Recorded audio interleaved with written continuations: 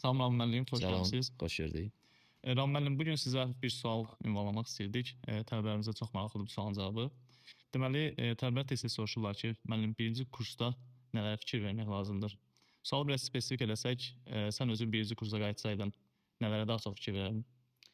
İndiyə qədər gəldiyim nəticələrdən bu düşüncə ilə birinci kursa qayıtsaydım, yəni nələr boşluqlarım var, onları görsəydim, birinci mənə lazım olan sahələri müəyyən eləyərdim. Yəni hansı istiqamətə yönəlmək istəyirəm, maliyyəmi, mühasibatmı və s. Lazım olan sahəni seçəndən sonra həmin sahədə təcrübəsi olan şəxslərdən məsləhət istəyərdim ki, sizcə mən nə etməliyəm? O məsləhətlərə uyğun da yəqin ki, məsləhətlərin arasında sertifikatlar da olacaq. O sertifikatlara gec olmamış başlayardım. Ən azı texniki bilgilərim olsun deyə, işə başlayanda mənə dəstək olsun deyə. Və mütləq şəkildə dil bilgilərimi inkişaf elətdirərdim. Bu ana dilimdən əlavə minimum yəqin ki, ingilis dili. Əgər xaricdə təhsil fikrim varsa, ingilis dilindən əlavə də gedəcəyim ölkənin dili ola bilər. Ən azı deyək ki, A2 və ya B1 səviyyəsində olan ingilis dili. Digər məsələ süni intellektdən iş hal-hazırın trendidir və gözləmədiyimiz şəkildə çox sürətli şəkildə inkişaf eləyir. Onun sürətinə çatmağım üçün ən azı baza bilgiləri öyrənərdim. Əlavə olaraq da soft skilllər, yəni yumşaq bacarıqlar, bunu həmişə vurğulayıram. 3 mənə görə vacib olan bacarıq var. Təqdimat bacarığı, stres idarə etmək və deməli konflikt idarə etmək. Bunlar bir saysaq, bir dənə də kommunikasiya. Bu 3 bacarığı inkişaf elətdirərək bir intervyuda kommunikasiyamı yaxşı apararam, insanlarla networkingim və s. düzgün qurular. Stres idarə etmək, iş zamanı sözsüz ki, stresslə üzləşəcəm, bunu yaxşı idarə etməyə çalışardım və təqdimat, özünü təqdimat bacarığı. Çünki intervyuda bildiklərimiz təqdim olunmalıdır. Bunu təqdim edə bilməsəm, işə girməyimdə çətin ola bilər. Əsas bu nüanslara yönələrdim. Onsuz da gedişat boyunca istər-istəməz lazım olan bilgiləri mən yavaş-yavaş toplamış olacam. Okay. Çox sağ olun müəllim. Dəyməz. Əslində mənim də sualım var. Hazırlamışdım. Deməli, növbəti sualım odur ki, həmin şəxs deyək ki, artıq qərar verdi nəyə başlamaq istədiyinə dair. Bu olsun, deyək ki, ACCA. Qərar verdi ki, financial accounting-ə başlamaq istəyir.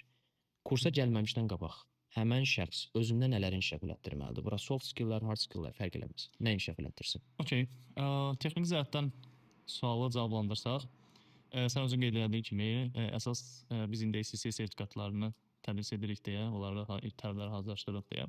Yaxşı olar ki, tələbə ingilis dilini ilk olaraq yaxşı mənimsəsin. Ən azı pre-intermediate, intermediate səviyyədə ingilis dili olması vacibdir. Burada reading-ə xüsusi fikir versə kifayətdir, çünki biz imtahanlara hazırlaşarkən onların oxuma qabiliyyəti tələb olmalıdır ki, yaxşı oxuma qabiliyyəti olsun. Bunu reading-i kifayət qədər yaxşı olsa, hazırlıq prosesində əziyyət çəkməyəcək, daha rahat olacaq onun üçün hazırlıq prosesi. Bundan əlavə tələbə əmin olmalıdır ki, onun kifayət qədər vaxtı var. Kurs boyunca. Tutaq ki, biz başlayırıq ACCA-yə, tutaq ki, proses çəkəcək 3 ay, 3 ay yarım. Həmin o periodda, növbəti 3 ay, 3 ay yarımlıq periodda ən azı gündə ortalama 1-2 saat tələbənin vaxtı olmalıdır ki, dərslərdən əlavə. O gündəlik mövzuları hazırlaşsın, boşluqlar varsa onları doldursun, lazım olan hissələrə xüsusi nəzər yetirsin. Bundan əlavə bir də məqsəd qoymalıdır özü, aydın məsələdir. Çünki bəzən olur ki, tələbələr proqramının əvvəlində biz qeyd edirik tələbələr ki, ACCA çətin prosesdir, vaxt aparır, sizdən kifayət qədər əlavə effort tələb olunur. Bunları nəzərə alsaq, proqram biraz çətindir deyə ortalarda bəzi tələbələr motivasiyanı düşə bilir.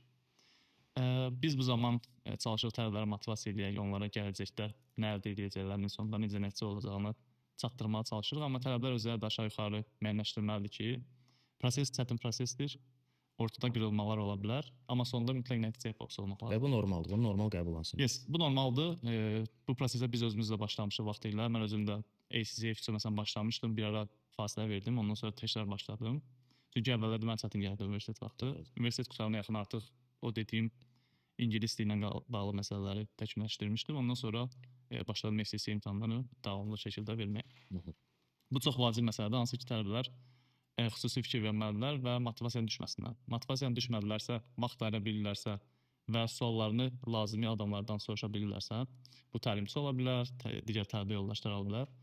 Çalışsın onlarla birgə işləyib imtahana hazırlaşsın. Bir əsas məsələ kursa başladıq, kursu bitirdik deyil, həm də imtahana girsinlər.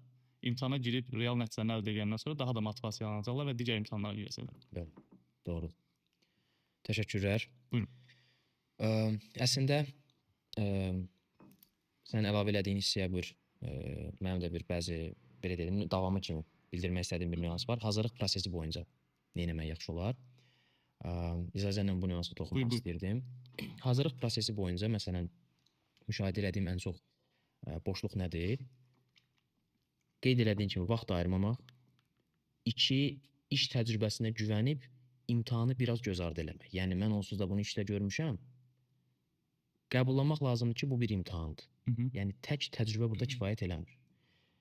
Diqqət yoxlayırlar, sualı kitabın yazı tərzini başa düşməyimizi yoxlayırlar, vaxtı idarə eləməyimizi yoxlayırlar, stresi idarə eləməyimizi yoxlayırlar.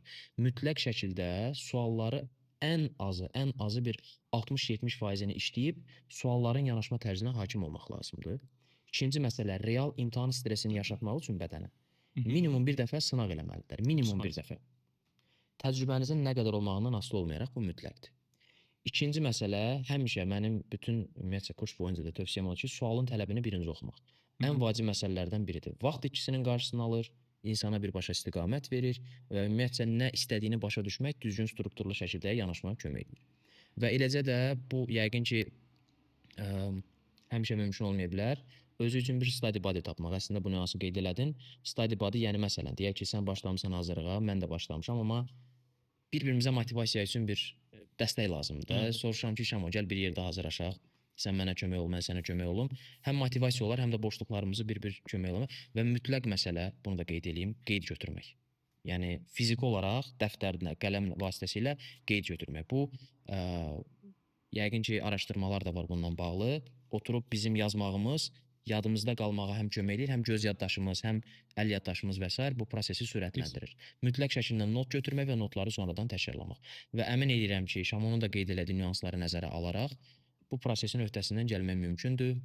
Yəni biz və ya digər imtahan verən şəxslər sizdən daha çoxunu bilmirik, sadəcə daha çox vaxt ayırmışıq və nisbətən çox əziyyət çəkmiş ola bilərik. Bizlə sizin aranızda qeyri-adi bir fərq yoxdur. Əsas məsələ vaxt ayıra bilməyimiz və bu prosesə efor sərf eləməyimizdir. Hamınıza uğurlar. Təşəkkür edirəm Şamo, qiymətli fikirlərini bölüşdüyünə görə. Hamınıza uğurlar. Sağ olun. Uğurlar abinizə.